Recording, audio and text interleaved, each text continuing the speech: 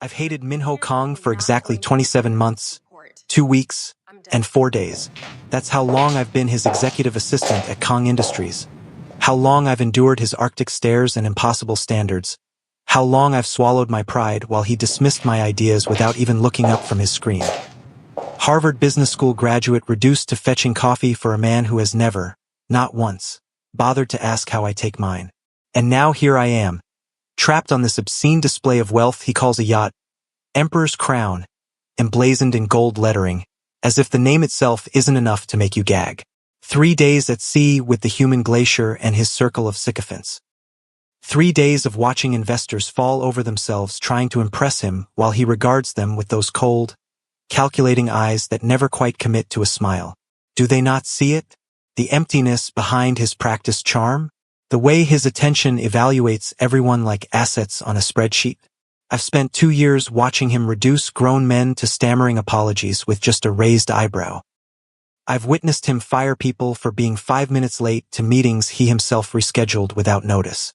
I've compiled the termination paperwork, my fingers trembling with rage at the callousness, the casual way he discards human beings when they no longer serve his purpose. The Mediterranean stretches around us, impossibly blue, deceptively peaceful. I stand at the edge of the party, clipboard clutched in my hands, watching him work the crowd. Custom Tom Ford suit, not a wrinkle despite the sea breeze. Posture so perfect it makes my spine ache just looking at him. He moves with practiced precision, knowing exactly how many seconds to spend with each person to make them feel momentarily significant without wasting his precious time. 27 months of my life sacrificed at the altar of his ambition. 27 months of swallowing bitter comments, of working weekends without thanks, of rearranging my entire existence to accommodate his ever-changing demands. And for what? A paycheck that barely covers my sole apartment and my father's medical bills. The vague promise of advancement that seems to recede like the horizon every time I think I'm getting closer. I don't see the other vessels approaching. None of us do. We're too blinded by wealth and pretension, too insulated in our bubble of privilege. The first explosion rocks the yacht like a giant hand shoving it sideways. Champagne glasses shatter on imported marble. Screams replace mindless chatter. And suddenly, the careful orchestration of power and influence dissolves into chaos and terror. Men in black tactical gear swarm the decks, weapons raised, faces obscured. Not the bumbling pirates of movies, but methodical professionals executing a carefully planned operation. They move with military precision, separating passengers, confiscating phones and jewelry, creating controlled panic. I find myself shoved into a storage room, stumbling over coiled ropes and maintenance equipment. And because the universe has a cruel sense of humor, I'm not alone. Minho Kong himself is pushed in behind me, the door slamming shut, plunging us into semi-darkness broken only by a small porthole's fading light. For the first time since I've known him, Minho Kong looks human. His perfect composure cracked, hair falling across his forehead, eyes wide with something I've never seen in them before. Fear. Raw, unfiltered, human fear. And God help me, that's when everything begins to change. The storage room smells of teak oil and salt water, too small for the massive ego I've always associated with Minho Kong. We've been here for hours, listening to boots tramping past the door, muffled shouts in languages I don't recognize, occasional bursts of what might be gunfire. My arm throbs where I caught it against a metal shelf during that first explosion.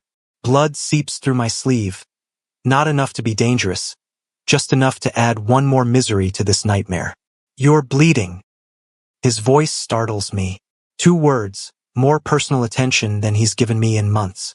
I want to respond with something biting, something that conveys exactly how little I care about his sudden concern, but the pain makes me honest. It's fine. It's not. He moves closer in our confined space, and I resist the urge to back away.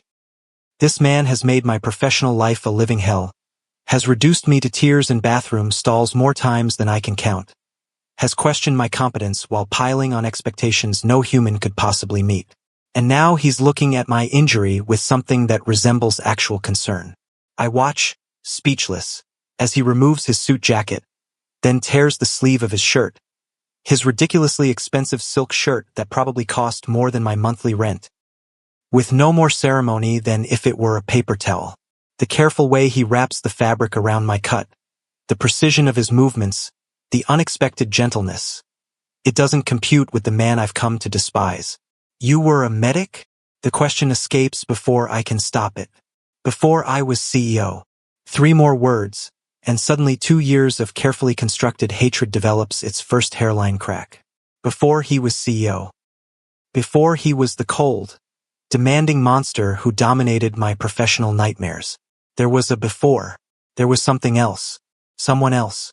More pirates pass outside. Their conversation audible but incomprehensible to me.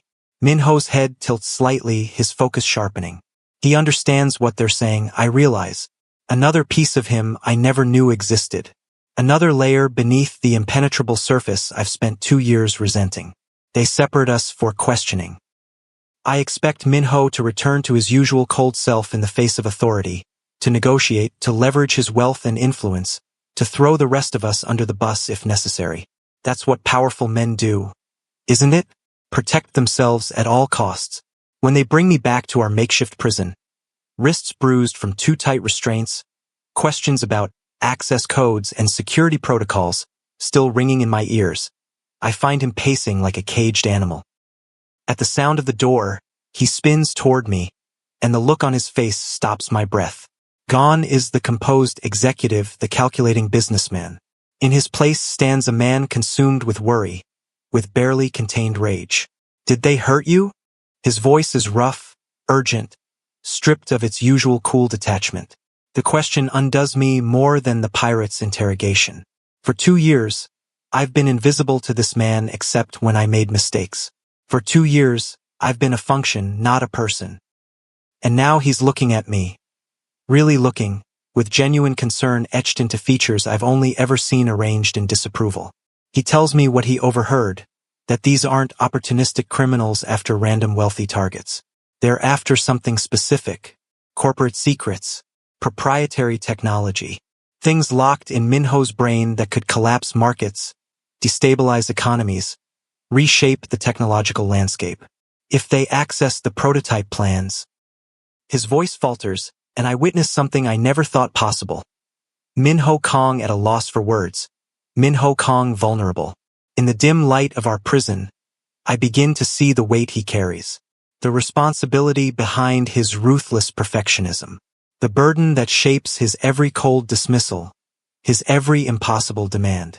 Not just profit margins and shareholder value, but consequences that ripple outward, affecting lives he'll never meet, futures he'll never see. I've spent 2 years hating a caricature, I realize. A two-dimensional villain I created to make sense of my own professional frustration. The man sitting across from me now, blood on his torn shirt and fear in his eyes, is infinitely more complex, infinitely more human, and infinitely more dangerous to my carefully maintained resentment. We need to work together. For words that would have seemed impossible 24 hours ago. Minho Kong asking, not demanding, not directing, but asking for my partnership. We huddle in the dim light, using a piece of chalk found in a maintenance box to sketch the yacht's layout on the floor. His knowledge of the vessel's architecture is precise, detailed. Of course it is. The man probably memorized the blueprints before purchase. What surprises him is my ability to fill in gaps, to identify systems, to understand the mechanical heart beating beneath the yacht's luxurious skin. Engineering internship. I explain when his eyebrow rises in that familiar questioning arch. But this time, it's not skepticism I see in his expression. It's reassessment. Maybe even respect. For 2 years, I've sat in meetings where my suggestions were dismissed before I finished speaking. I've watched my carefully researched proposals disappear into the void of his indifference. I've prepared presentations only to have him cut them short with a wave of his hand. That's not what we need, Ms. Williams. Now, in the storage room with danger pressing against the door, he listens. Really listens. Asks questions. Considers alternatives. Builds on my ideas rather than dismantling them. The hierarchy that defined our relationship for 27 months dissolves in the face of shared danger, replaced by something I never expected to find with Minho Kong. Collaboration.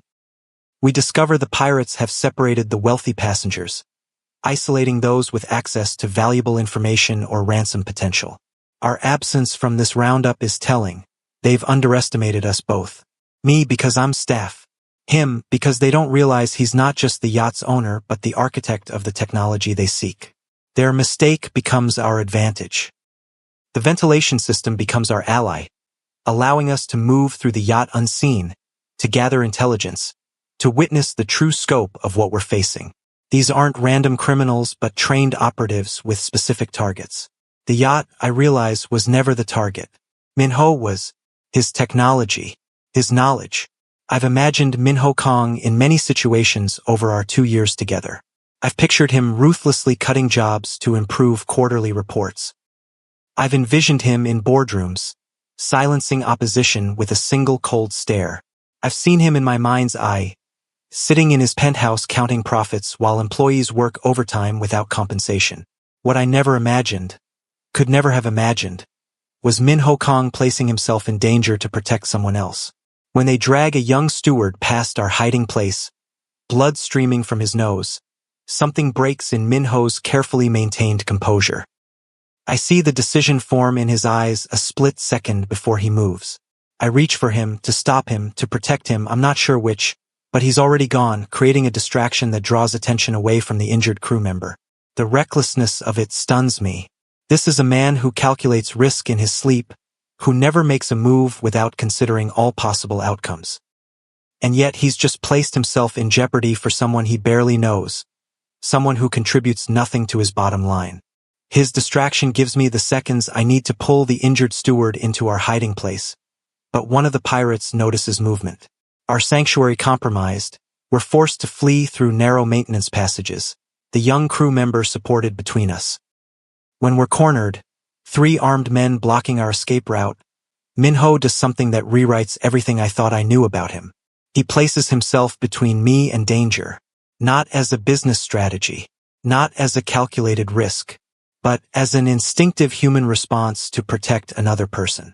The Minho Kong I thought I knew would never risk his valuable life for an assistant he could replace with one phone call.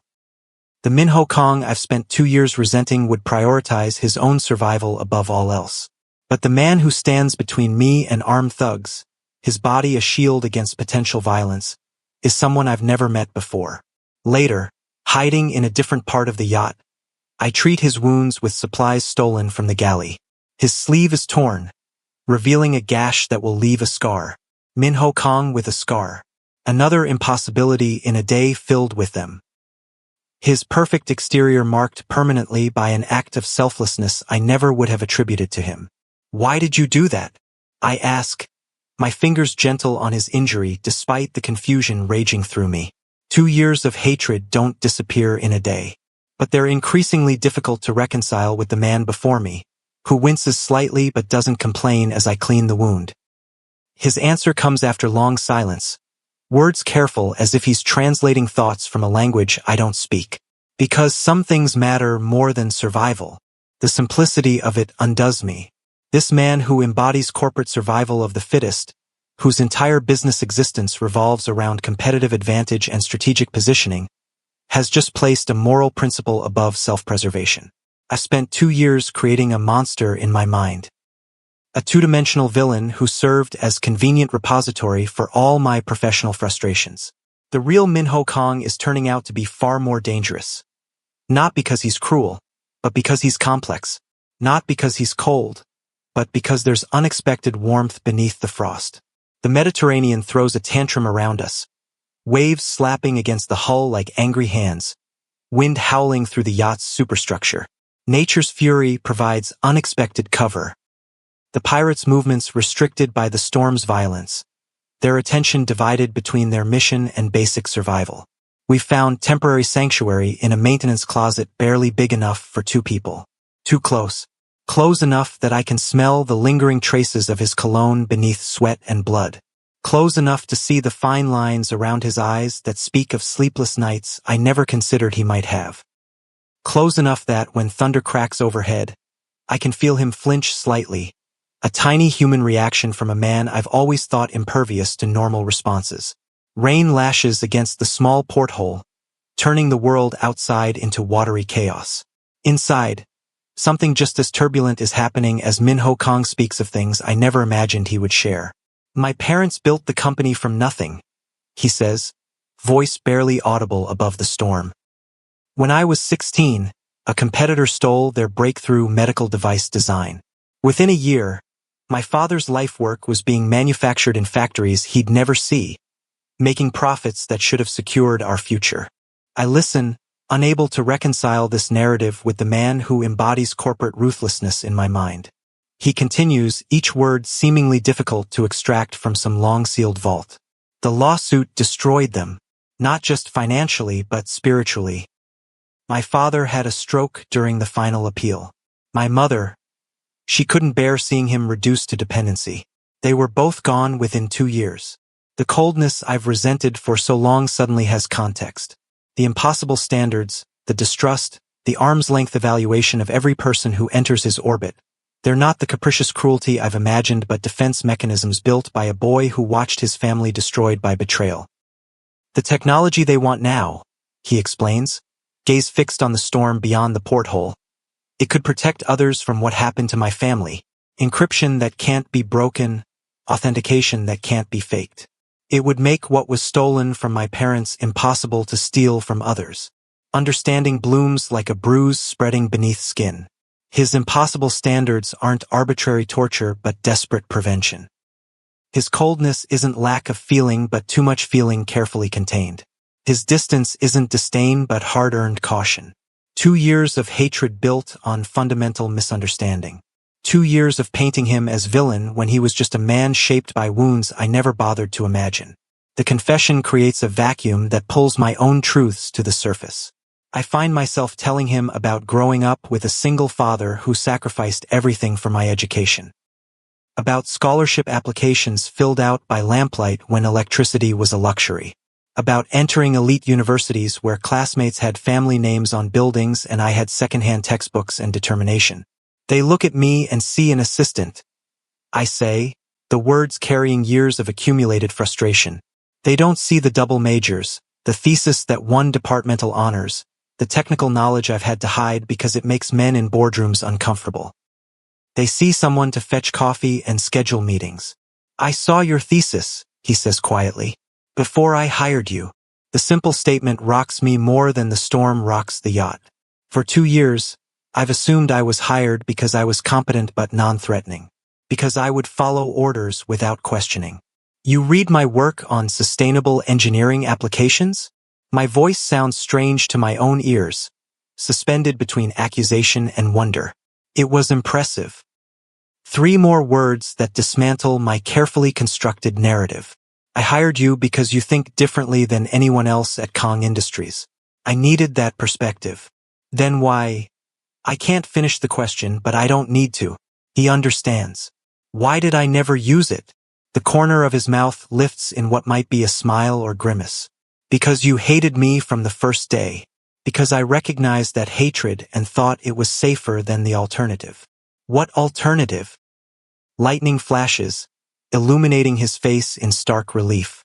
In that brief, brilliant moment, I see something in his eyes I've never allowed myself to notice before. Something that makes my carefully maintained anger waver. Trust, he says simply. I don't trust easily. And you made it very clear you didn't want anything from me except a paycheck. Thunder crashes directly overhead, making the small closet vibrate around us. I reach instinctively for stability and find his hand. Our fingers intertwine without conscious decision. Warm skin against warm skin. Connection forged in crisis. Neither of us acknowledges it. Neither pulls away. Through the storm's fury, something shifts between us. Not forgiveness exactly, not yet understanding, but the beginning of both. The recognition that we've both been fighting shadows of our own creation. Dawn breaks across troubled waters, pale light filtering through the porthole to find us huddled over a crude map drawn on salvaged paper. Min-ho studies it with the same intense focus he brings to quarterly reports, but something has changed in his approach. Where once he would have dictated strategy without input, now he asks questions, considers alternatives, builds consensus rather than demanding compliance. We need to reclaim the communication room, he says, finger tracing paths through the yacht's layout. From there, we can contact authorities and coordinate with any crew still free. My engineering knowledge reveals weaknesses in the vessel's systems, places where power can be interrupted, where water pressure can be manipulated, where emergency protocols can be triggered with minimal access. Minho's tactical thinking transforms these isolated facts into coordinated strategy, each piece carefully positioned to create maximum advantage from limited resources. When Minho suggests creating a distraction himself, drawing attention away from the communication room by allowing himself to be captured, I feel something fierce and unexpected rise within me. No, the word emerges with authority I've never used with him before. We survive together or not at all. I expect resistance. Expect the cold dismissal I've grown accustomed to when challenging his decisions. Instead, something shifts in his expression, surprise followed by what might almost be respect. Together, then, he agrees, and the simple acquiescence feels like victory more significant than any professional achievement. You never mentioned your military background. Minho's observation catches me mid-demonstration as I show a terrified steward how to disable an armed opponent from behind. My movements are precise, economical muscle memory from years of training I've kept carefully hidden beneath business attire and professional demeanor. You never asked, I reply simply. Truth is, I've spent 2 years hiding aspects of myself at Kong Industries. The technical knowledge that made male executives uncomfortable. The tactical training that didn't fit their perception of an executive assistant. The languages I acquired living on military bases across Asia with my father, a special forces instructor who believed his daughter should be able to protect herself in any situation. Now, in crisis, I shed that careful disguise. The woman who emerges, decisive, tactical, unafraid to lead, is both foreign and deeply familiar.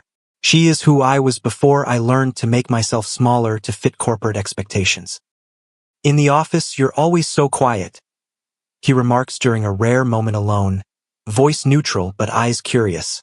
My laugh holds no humor. Because you never created space for other voices. The truth lands between us, sharp-edged but necessary. For a moment, I expect the old Minho to resurface, defensive, dismissive, cold. Instead, he absorbs the criticism with a thoughtfulness that continues to undermine my carefully maintained resentment. I've never been good at creating space, he admits quietly. After my parents, I learned to rely only on myself, to maintain control at all costs. And how's that working out for you? The question emerges more gently than I intended, genuine curiosity replacing the bitter edge that might have colored it days ago. His slight smile holds surprising self-awareness. About as well as hating your boss has worked out for you. Chaos has its own strange beauty. As our plan launches, power systems failing sequentially, emergency protocols triggering in carefully orchestrated sequence, strategic diversions drawing pirates from critical positions, I witness the dance of deliberate disorder. Beautiful in its complexity, terrible in its consequences. Adrenaline pulses through my veins as Minho and I move through narrow corridors, our movements synchronized without need for words. 2 days ago, I couldn't have imagined trusting this man with my coffee order.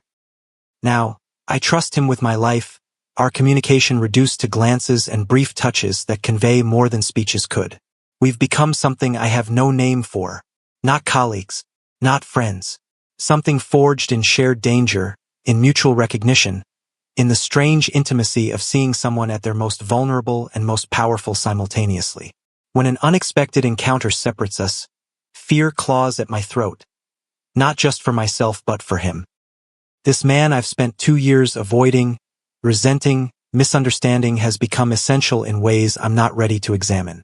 I circle back through maintenance passages, determined to rejoin him, to complete our mission together as planned. What I find when I locate him stops my breath. Minho faces the operations leader, a confrontation charged with recognition and history I know nothing about. This was never about technology, Minho realizes aloud, his voice carrying to where I remain hidden. This is personal.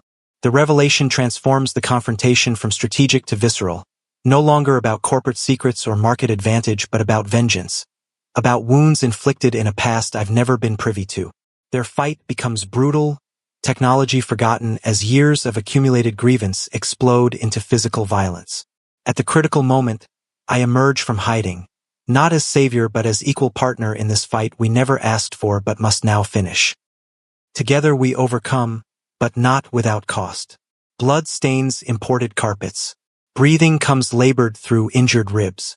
Yet when it's over, when the immediate threat is neutralized, our hands find each other without conscious thought, fingers intertwining in wordless acknowledgement that we've crossed another threshold together. We need to reach the bridge, Minho says, voice rough with pain but eyes clear with purpose. We move forward together, neither leading nor following, both understanding that our survival depends on maintaining this delicate balance of mutual support. First light breaks over tumultuous waters, golden rays illuminating what remains of the night's violence. The bridge is ours, reclaimed through strategy and sacrifice, through cooperation that would have seemed impossible days ago. Exhaustion etches lines in our faces, blood and sweat replacing designer clothing and perfect composure. Victory tastes like copper and salt, blood and sweat and sea air mingling on my tongue. The sensation is foreign yet strangely satisfying. I've won professional victories before, secured contracts, completed impossible projects under deadline. But nothing compares to this primal satisfaction of survival, of beating impossible odds through sheer determination and unexpected alliance. Minho stands beside me at the railing, watching dawn transform the horizon from indigo to lavender to burning gold. His shoulder touches mine, physical contact that would have been unimaginable days ago now a comfort neither questions. We've crossed too many boundaries to maintain the careful distance that defined our professional relationship. We've seen too much of each other, vulnerability and strength, fear and courage, to retreat behind corporate masks. I never thought we'd see another sunrise. I admit quietly, voice raw from smoke and shouting and hours of tension. His hand finds mine, fingers intertwining with newfound familiarity. I never thought I'd see anything clearly again, he responds, eyes not on the horizon but on my face. The moment stretches between us. Question unasked, answer unhurried. Something has transformed between us, something neither of us has vocabulary to define. Not romance, that would be too simple, too expected. Something more complex, built from mutual recognition, from seeing and being seen in ways that transcend conventional relationship categories. When rescue vessels appear on the horizon, something like regret flickers across his features. The real world returns, he murmurs, and I understand instantly what he means. The approaching ships bring not just safety but the resumption of the roles we've temporarily abandoned. CEO and assistant, superior and subordinate, positions defined by corporate hierarchy rather than genuine capability. This was real too, I respond, newfound confidence steadying my voice. The understanding that passes between us transcends words, acknowledgement that what was built in crisis cannot simply disappear with safety's return. The real world reasserts itself with brutal efficiency. Coast Guard vessels surround the yacht. Authorities swarm decks still bearing evidence of violence.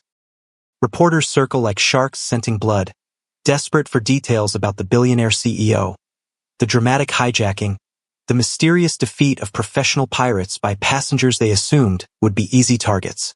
In sterile debriefing rooms, investigators separate us, breaking the unit we've become over 3 days of shared danger. My story is dissected for inconsistencies, my role questioned with thinly veiled skepticism. I'm just an assistant in their eyes, my contributions to our survival minimized in their reports, my tactical knowledge treated as improbable rather than essential. Before I can respond to their dismissal, the door opens.